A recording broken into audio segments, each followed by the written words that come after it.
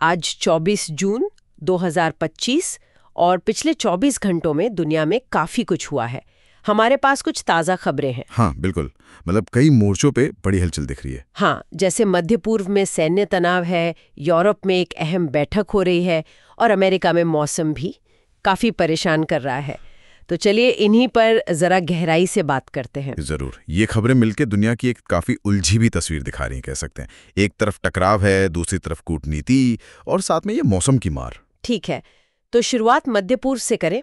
America ने Iran के अंदर मतलब 3 ठिकानों पर हवाई हमले किए हैं। नाम दिया है ऑपरेशन मिडनाइट हैमर। हाँ, और ये ठिकाने कोई मामूली नहीं है।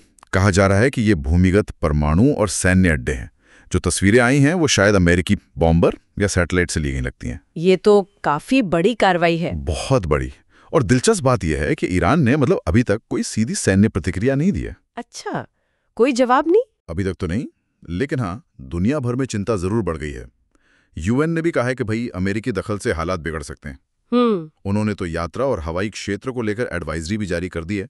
तो समझ सकते हैं कि मामला कितना नाजुक है। और इसी माहौल में एक और खबर आई है। तेल अवीव के पास नेस जियोना शहर पर ईरान की मिसाइल गिरी है। हाँ, ये हमला सीधे शहर पर हुआ। तस्वीरें भयानक हैं। बचाव कर्मी काम कर रहे हैं, इमारतें क्षतिग्रस्त हैं और लोग 200 से ज्यादा नागरिक घायल हुए हैं। ये बहुत गंभीर बात है। और इजराइल की तरफ से क्या प्रतिक्रिया है? प्रधानमंत्री नेतन्याहू ने कहा है कि वो बहुत कड़ा जवाब देंगे। दूसरी तरफ कई देशों ने आम नागरिकों पर हमले की निंदा की है। ये मानवीय पहलू भी बहुत चिंताजनक होता जा रहा है। बिल्कुल। अच्छा, तो ये मध्य पूर्व का हाल है। अब जरा यूरोप चलें। हेग में नेटो का शिखर सम्मेलन शुरू हुआ है। हाँ, नीदरलैंड्स में। और यहाँ एक बड़ी बात चल रही है। क्या? ने का संकल्प ले सकते हैं 5%। 5%? ये तो काफी ज्यादा है मौजूदा स्तरों से, है ना? हाँ, काफी ज्यादा। मुख्य मुद्दा यही है कि रक्षा का बोझ सब मिलकर उठाएं। और जाहिर है यूक्रेन को मदद जारी रखने का दबाव भी है। तो ये सम्मेलन मतलब 24-25 जून आज और कल चलेगा? जी, और उम्मीद है कि सदस्य देश अपने नए रक्षा बजट या योजनाओं की घोषणा करेंगे।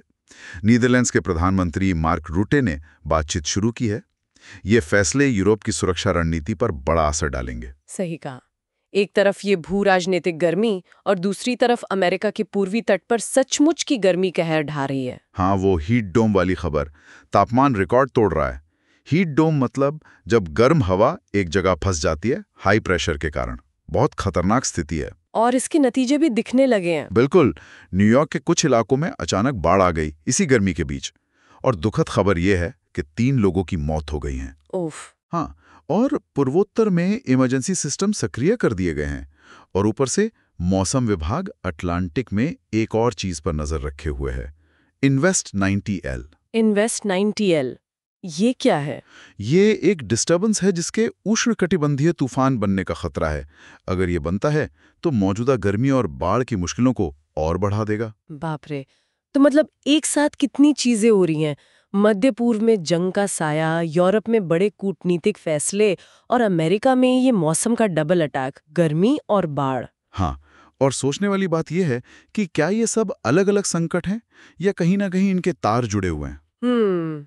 ये एक अच्छा सवाल है। जैसे ईरान अब क्या करेगा, नाटो के वादों का असल असर क्या होगा, और ये मौसम की चरम घटनाएं, इनका वैश्विक स्थिरता पर क्या असर पड़ेगा। ये सब चीजें आपस में जुड़ी हो सकती हैं। आने वाले दिन काफी कुछ साफ करेंगे। ये वाकई सोचने पर मजबूर करता है। क्या ये सब किसी बड़े पैटर्न का हिस्सा है? मतलब दुनिया में अस्थिरता बढ़ रही है, क्या ये उसके संकेत हैं? ये एक ऐसा सवाल है जो इन खबरों से परे जाता है और शायद हमें इस पर आगे सोचना होगा। बिल्कुल, इसका जवाब शायद हमें धीरे धीरे ही मिलेगा।